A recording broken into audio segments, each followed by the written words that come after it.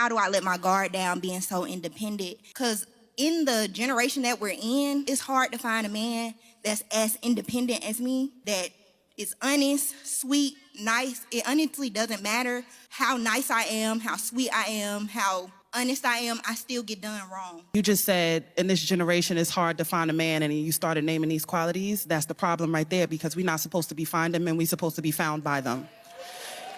One of the most important things that I had to do as a semi-aggressive woman from New York City, I had to step away from my relationship with men and dive into my own personal season of softness. I had to let my softness become about me that had nothing to do with them.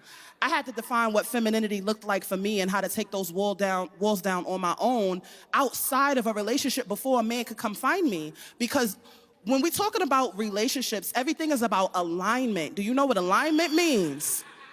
Alignment means you are going to continue to attract what you are. And if you keep operating in this spirit of brokenness and hardship and this is my attitude and these are all of the traits that I have, then guess what you're going to keep attracting to you? What happens when you soften yourself? What happens when you work on your own healing and your own character for yourself, not for a man? Then you will only ever align with men who match that.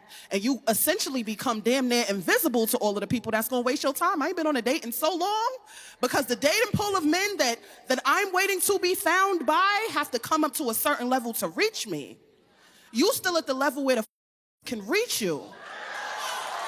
You gotta step out of that for a while, for yourself, by yourself. Don't be scared to ask personal self-development questions. Sometimes we be getting into relationships with other people when we're supposed to be fixing our relationship with ourselves. Sometimes we be looking for a new boyfriend when we're supposed to be looking for a therapist. Sometimes we be going out on dates when we're supposed to be in a gym and in our prayer rooms and things like that.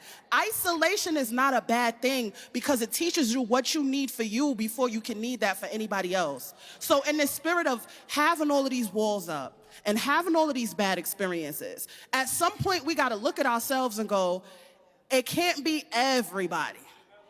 At some point it ain't everybody, because if it's everybody, then at what point is it you? Be you for you before you can be you for anybody else is my advice.